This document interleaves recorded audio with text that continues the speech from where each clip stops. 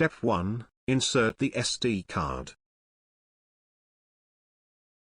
Step 2. Insert the RJ11 crystal plug from T connector to the port CH1 of Voice Logger device.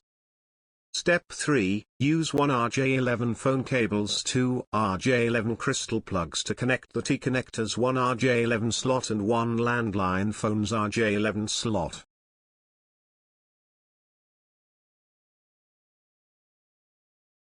Step 4. Insert the RJ11 crystal plug from PSDN outer line into the other RJ11 slot of the T connector.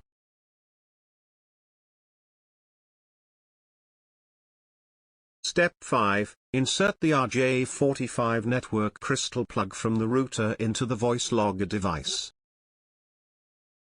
Step 6. Connect the DC-12V power supply to the device, and complete the full connection.